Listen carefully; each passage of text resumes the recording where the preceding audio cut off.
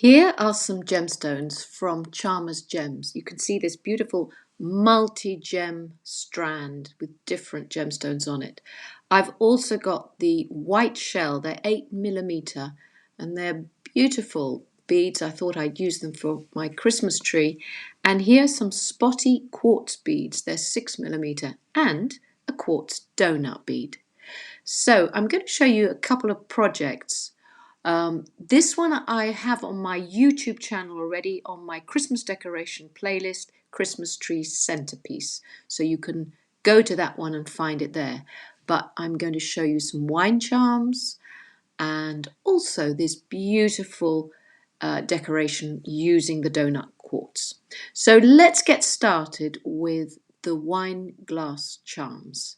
So I'm using the strand of the multi-gems, and you can see I've separated them out into the peridot, the aquamarine, the amethyst, the rose quartz, so forth.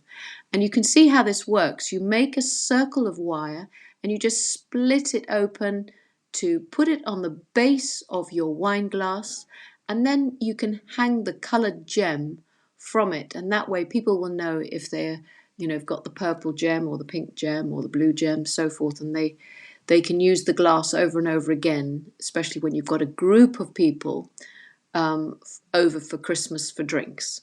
So I thought this might be a useful project for a Christmas theme.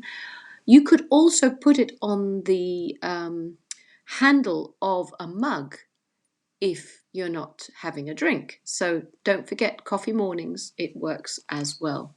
So it's a very simple little sort of way of making sure that you don't have to keep washing the glasses.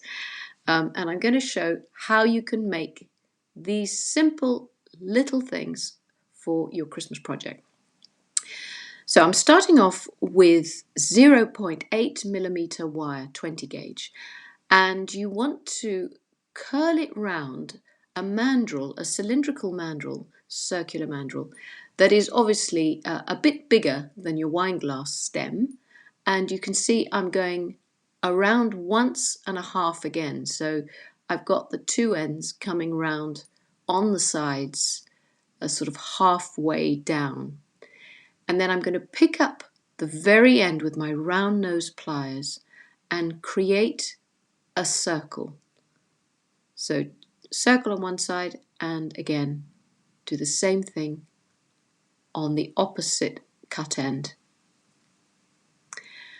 Then with your chain nose pliers or your flat nose pliers, doesn't matter which, leave one of the circles as it is, but spiral the other one around and around and around until it sits just at the same spot as the other one, so they're opposite each other. And then you don't have to do this, but I find it helps.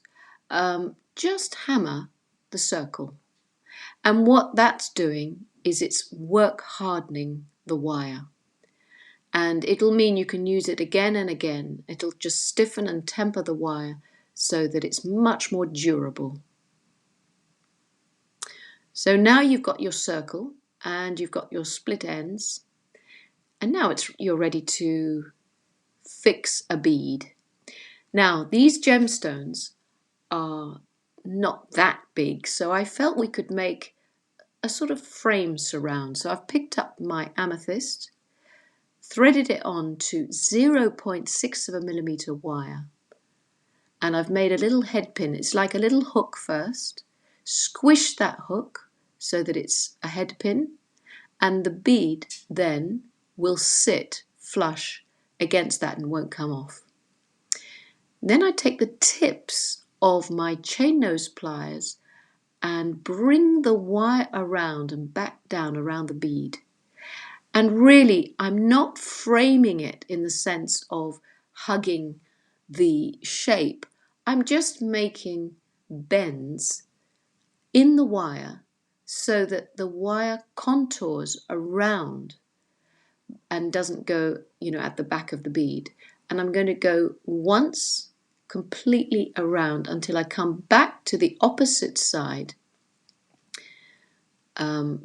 just to create an interesting framework of wire. You can see it's very angular, it's very sort of geometric, but the beads that you have, these gemstone beads, are very irregular in shape. That's why you want to sort of continue with this irregular shape.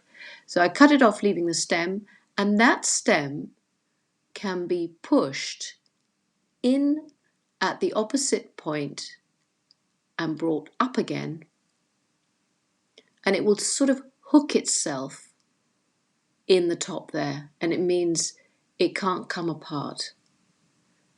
And then just straighten up the stem wire. Now you don't have to do this, but if you feel brave, just put the edge of that frame of wire on the edge of your steel block and hammer the corners, only those corners. And what that does, it spreads and flattens obviously, but again, it creates a hardened edge to the framework around the bead, and it means it's more durable, it'll last longer. It's not absolutely necessary, but I find it just looks really aesthetic. So now I'm going to make a top link, a suspension link, with a very end stem, that projecting wire at the top. And then that can be opened up sideways, put onto your circle, and closed up. And that's all you have to do, is create these different sort of little frameworks, and they're all going to be different because the beads are so different. It just frames them, and you've got all these different colours, and each person will have a different charm, and they'll know their glass and recognise it from the gemstone colour. The next project I'm going to show you is with the donut quartz. It's such a beautiful bead, and all I'm finding is a cylindrical shape that is slightly bigger. I'm going to make a Christmas decoration out of this one.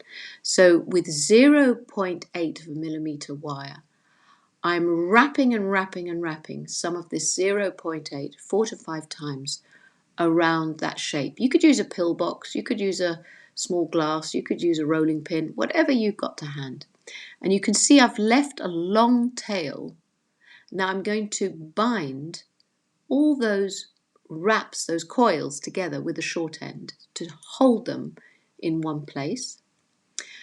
And with a long tail, which is about 10 inches or so, I'm going to use that to bind all around the coils to keep them all together.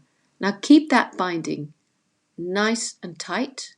You don't want big gaps. If you do leave big gaps, then you'll have big gaps in your framework for your decoration. But just keep binding it close and moving it along around, wrapping all these coils into one solid circular bundle.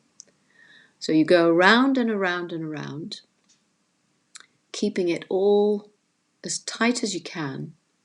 And if the wire gets a bit work hardened as you're wrapping it, you can always use your pliers to bind around so that it's all bound into one solid circle.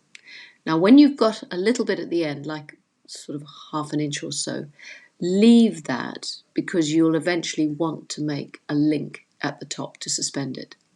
So once it's done, put it on your steel block and get your planishing hammer or your steel hammerhead from your whammer hammer and hammer that flat down onto the block, because this is going to compress all those bound wires into one mass, and it's going to be really solid, and it's going to create a sort of halo frame to your donut quartz.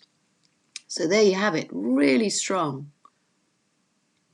The next thing I'm going to do is make the top link, and that's just using my round nose pliers to create a circular link.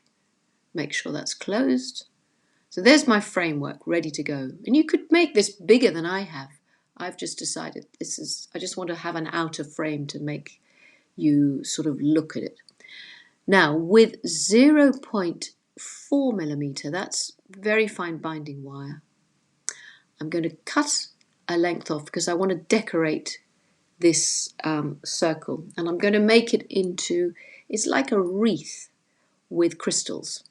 So I'm just connecting the middle of that wire, picking up a crystal. These are my little glass crystals that I have to hand. So any beads you've got to hand, you could do this in a different color. Hold the wire, just hold it on the base and keep the crystal standing out from the frame, and twist until the stem wire is twisted up to that framework, and then wrap it around to move the wire along the 0.4. Pick up another crystal. You could use a silver bead, but I'm going to use these clear crystals. And then hold the bead out, grip it with the other hand on the frame, and twist the bead.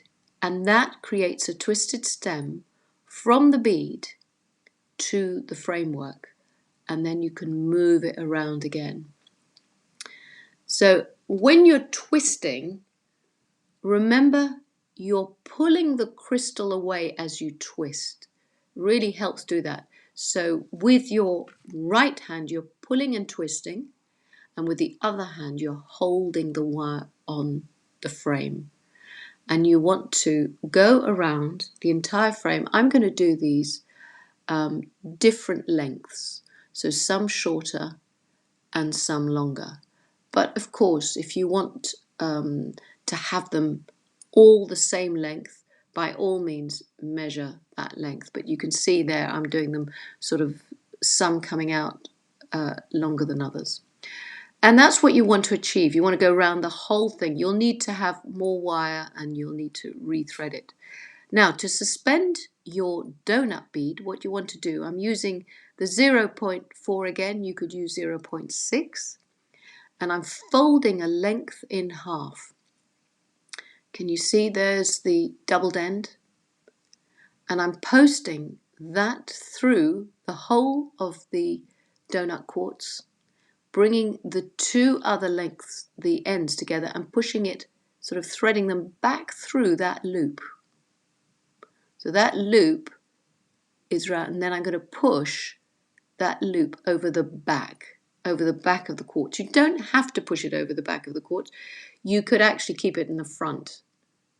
But all you're doing is connecting. It's a bit like a luggage label, isn't it? It's like when you use string on a sort of luggage label. It's the same sort of idea, but you're doing it with wire. And then you've got these two ends. And those two ends then one end can go on one side of your link and wrap around, and the other side on the other, and that will fix the donut quartz exactly where you want it, at the center of your framework. So you're just going to bind it around in between those stalks, those crystal bead stalks that are jutting out.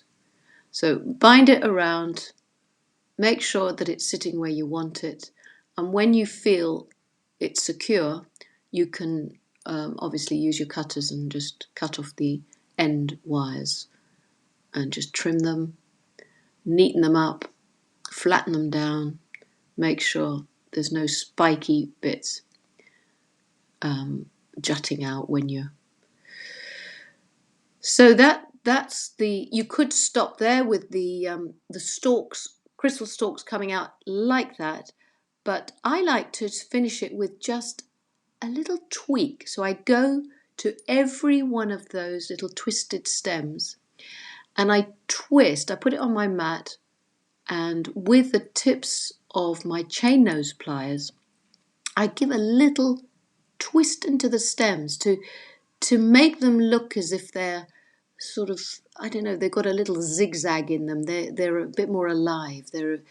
And it also means that if you've made very long twisted stems, you can sort of bring them down and, you know, in height or shape around the frame. It gives you a bit more sort of artistic license, basically. And I just like the movement of the whole thing. And now you can see the rays are sort of shimmering out from the crystal quartz. And even though this is a Christmas decoration, I'm sure you could hang it in a window all the year round, because it just makes that donut piece look so special. And there it is, right at the center of the frame, and it really makes the most of it. So to finish it off, you just put one more bead and then hang a thin ribbon off it to turn it into the decoration that you want. And it's ready to go on your tree or in your window, or you could make it as a pendant. So I hope you liked the different decorations, and see you next time. Thank you for watching.